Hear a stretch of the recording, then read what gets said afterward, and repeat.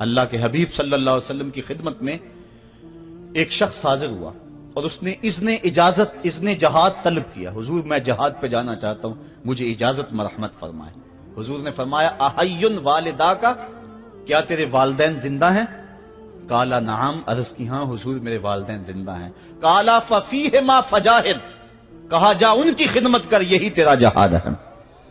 ماں باپ کو بلکتا ہوا چھوڑ جائے اور آپ جہاد پہ چلا جائے, ماں فالج میں گری ہوئی ہے اور بیٹا تبلیغی گشت پہ چلا جائے, باپ تڑپ رہا ہے اور بیٹا پیر کی چوکھٹ پہ جھاڑو دیتا پھرے, اللہ راضی نہیں ہوگا. میں سچ کہتا ہوں, اپنے بھی خفا مجھ سے ہیں بیگانے بھی ناخوش, کہ میں زہر حلاحل کو کبھی کہہ نہ سکا کند.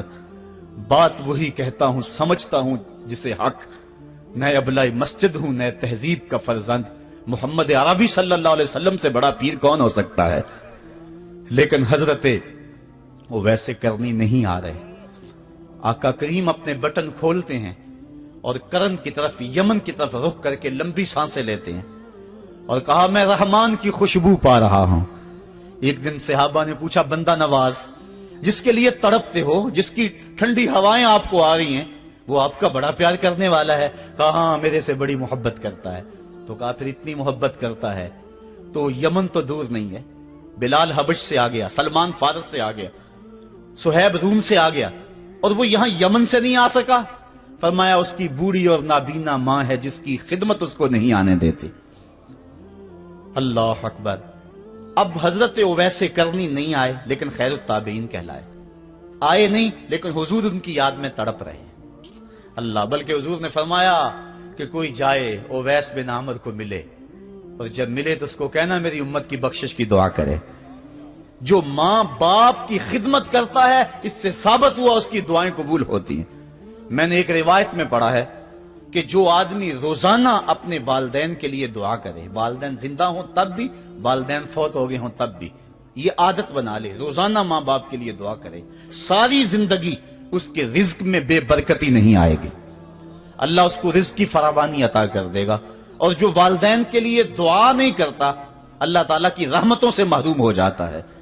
حضرت ابو ہریرہ رضی اللہ تعالیٰ عنہ جب بھی ہاتھ اٹھاتے تھے تو یہ دعا کرتے تھے, اللہم اغفر لابی ہریرہ ولأمی ولمن استغفر لہما. اے اللہ ابو ہریرہ کو بخش دے, حضرت ابو ہریرہ کی ماں کو بخش دے, اور قیامت تک جو ہم دونوں کے لیے بخشش کی دعا کرے اس کو بھی بخش دے. حضرت امام محمد بن سیرین ایک بزرگ ہوئے تابعی, جب بھی دعا کرتے تھے یہ دعا ضرور کرتے تھے, اے اللہ ابو ہریرہ کی بخشش کر دے. کسی نے کہا کہ تمہیں ابو ہریرہ رضی اللہ تعالیٰ نے ان کی ماں سے بڑی ہمدردی ہے. کہا ان سے جو ہمدردی ہونی ہے وہ تو ہونی ہے. انہوں نے کہا ہوا ہے اللہ ابو ہریرہ اور ان کی ماں کو بخش دے, جو ان کے لیے دعا کرے اس کو بھی بخش دے. تو میں دعا کر کے اپنی بخشش پکی کر رہا ہوں. تو والدین کے لیے دعا کرنا اللہ کی رحمت کو دعوت دینا ہے. تو فرمایا کہ جاؤ اویس بن عامر کو جانا اور جا کے اس کو میری امت کے لیے دعا کا کہنا. حضرت سیدنا عمر فاروق حضرت علی المرتضیٰ گئے, جا کے ڈھونڈا تلاش کیا, اویس بن عامر ملے, حضور کا سلام کہا, بس پھوٹ پھوٹ کے رونے لگے. کہا بتاؤ میرے رسول کے لبوں پہ میرا نام کیسے آیا تھا, حضور میرا جب تذکرہ کرتے تھے کیسے کرتے تھے. یہ درد دیکھا تو بولے کہ کیا آپ اتنی محبت رکھتے ہیں تو پھر ملنے کیوں نہیں آئے حضور کو, اتنا جو پیار رکھتے ہیں تو زیارت کرنے کیوں نہیں آئے. تو حضرت اویس کرنی نے بات کے رخ کو بدلا, کہا تم نے میرے رسول کو دیکھا, تم نے میرے رسول کی زیارت کی ہے؟ کہا ہاں ہم تو صبح و شام وہاں رہے ہیں. کہا پھر بتاؤ حضور کے یہ ابرو جڑے ہوئے تھے یا کھلے ہوئے تھے؟ اب دونوں حیران ہو گئے. کہا تم نے تو دیکھا میں نے تو دیکھا نہیں, تم بتاؤ نا, پھر میں تو گیا نہیں, مجھے کہتے ہو گیا نہیں, تم بتاؤ حضور کے ابرو جڑے ہوئے تھے یا کھلے ہوئے تھے؟ حیران ہیں. کہا حضور آپ ہی بتلائیے. کہا کوئی دور سے دیکھتا تو جڑے ہوئے نظر آتے, قریب آ کے دیکھتا تو کھلے ہوئے نظر آتے. یہ وہ ہے جو ماں کی خدمت کرتا رہا اور حضور کے دربار میں حاضر نہیں ہو سکا, لیکن حاضری اس کی تھی, وہ جہاں بھی تھا وہ نبی کے قرب میں تھا. تو اس لیے ماں باپ کی خدمت اتنا بڑا وظیفہ ہے. حضرت بایزید بستامی کہتے ہیں میں نے حق معاف کروا لی اپنی ماں سے, کہ ماں تیرے حق ادا کروں یا اللہ کے حق ادا کروں, تو مجھے اپنے حق معاف کر دے, میں اللہ سے اپنے حق معاف کروا لیتا ہوں, اپنی اللہ کو راضی کر لیتا ہوں. جنگلوں میں گھومتے رہے, 12 سال بیت گئے. ایک دن دوبارہ آئے, بستام کی سمت سے گزرے, خیال آیا چلو ماں کو سلام کر جاؤں. तहज्जुद का वक्त था, रात का वक्त था, दरवाजे पे खड़े रह गए कि मेरी माँ सोई होगी, मैंने कभी कोई खिदमत नहीं की माँ की, तो अब उठा के तकलीफ क्यों दूं।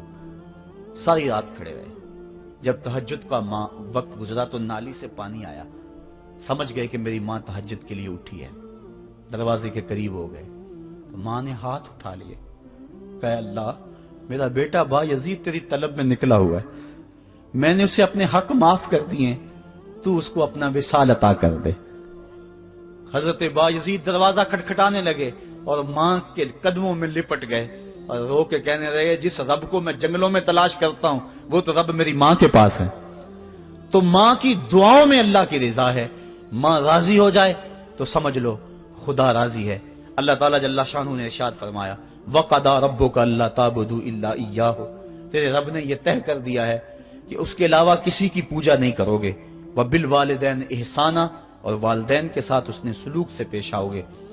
इम्मा यबलुगन्ना इंदकल किबरा अहदुहुमा औ किलाहुमा फला तकुल लहुमा उफ़्फ़िन वला तनहरहुमा, अगर तेरे पास दो या दोनों में से एक बढ़ापे को पहुंच जाए तो फिर उनके सामने तूने उफ भी नहीं कहनी और ना उनको झिड़कना है और उनसे नरम लहजे में बात करनी है।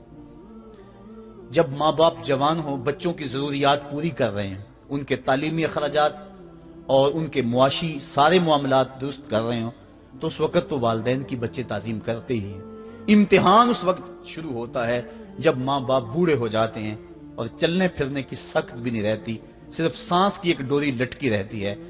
और जिस तरह बच्चा अपने बदन से मक्खी भी नहीं उड़ा सकता था, अब ये हालत माँ बाप पर आ गई और बच्चे की तरह मिजाज चिड़चिड़ा हो गया। जमाने के हालात बदल गए, लेकिन माँ की पुरानी, बाप की वो पुरानी रवश है, वो उसी अंदाज में उसी डगर में बात करता है। ये आजमाइश के दिन है, ये इम्तिहान के दिन है। अब देखना है वालिदैन की इस वक्त ताजीम कौन करता है। फरमाया, इम्मा यबलुगन्ना इंदकल किबरा, अगर तेरे पास वो बढ़ापे को पहुंच जाएं, दोनों पहुंच जाएं, या तेरी खुशकिस्मती कि दोनों में से एक पहुंच जाएं या दोनों पहुंच जाएं, तो फिर उनकी तूने ताजीम करनी है। क्या, कैसे ताजीम करनी है? फला तकुल लहुमा उफ़्फ़िन, तूने उनको उफ भी नहीं कहना। हजरत इमाम फखरुद्दीन राजी के हवाले से मैं आज ही सुबह या गुज़श्ता शब उफ की तशरीहात देख रहा था। उन्होंने 12-13 अकवाल बयान किए हैं, लेकिन 2 कौल फरमाते हैं। उफ ये है कि इंसान के बदन के ऊपर जो शफाफ रहता हो, साफ रहता हो, मट्टी पड़ जाए, रेत का जर्रा पड़ जाए, तो उसको फूंक मार के उसको हटाता है, तो वो फूंक से जो आवाज पैदा होती है उसको अरबी में उफ कहते हैं। तो फिर उफ हर उस चीज के लिए मनकूल हो गया जो नापसंदीदा है। एक तो कौल ये है कि वालिदैन के सामने इस एहतियात से रहो। दूसरी बात, आप फरमाते हैं उफ का मफहूम यह है कि जब माँ बाप बूढ़े हो जाएं तो बोलो बरास चारपाई पे निकल जाता है और इंसान उनको उठा के उनकी खिदमत करता है, सफाई करता है, कपड़े बदलता है। इंसान की तबीयत में जो फितरी नफासत है उसके तहत उसको माँ बाप से जो मकरूह और नापसंदीदा बू आती है उससे वो बचना चाहता है। वो नफरत माँ बाप से नहीं होती, वो नफरत उस बदबू से होती है जो माँ बाप के बदन से या चारपाई से या कपड़ों से उठ रही है। तो बंदा अपने जो है वो नाक पे कपड़ा रख लेता है उस बदबू से बचने के लिए। तो उफ के मफहूम को बयान करते हुए हजरत इमाम राजी कहते हैं कि इंसान को इस बात से भी रोका गया है कि तू अपने नाक पे कपड़ा रख के अगर उनको सफाई कर रहा होगा तो माँ बाप के नाजुक दिल पे कहीं ये बोझ ना आ जाए कि मेरा बेटा मुझसे नफरत कर रहा है। इसलिए वालिदैन की ताजीम का आलम यह है कि तू खुले नाक से उनकी खिदमत करे और वो बदबू सहता रहे और अपने नाक के ऊपर कपड़ा भी न रखे कि तेरे माँ और तेरे बाप के दिल के अंदर इतना खलाल और मलाल भी पैदा ना हो। यह है उफ का जुमरा। हजरत इमाम हसन रदी अल्लाह ताला अन्हु ने सारी जिंदगी अपनी वालिदा हजरत फातिमा तो ज़हरा के साथ बैठ के खाना नहीं खाया था। एक दिन हजरत सैयदा फातिमा ने फरमाया कि बेटा मेरा जी चाहता है कि मेरे साथ तुम बैठ के खाना खाओ, लेकिन तुमने कभी भी मेरे साथ बैठ के खाना नहीं खाया, क्या वजह है इसकी? तो हजरत इमाम हसन फरमाने लगे, अर्ज करने लगे, अम्मी मैं इस डर से आपके पास बैठ के खाना नहीं खाता कि कहीं किसी लुकमे की तरफ आपकी नजर बढ़ जाए और मैं अदमे आगही की वजह से अपने हाथ को उस लुकमे के पे डाल लूं। اور نہ جان سکوں کہ اس لقمے کو اٹھانے کا ارادہ میری ماں کے دل میں پیدا ہو چکا ہے اور میں اللہ کی رحمتوں سے محروم ہو جاؤں، اس ڈر سے میں آپ کے ساتھ بیٹھ کے کھانا نہیں کھایا کرتا۔ یعنی ماں باپ کی تعظیم کا عالم یہ ہے، اف تک نہ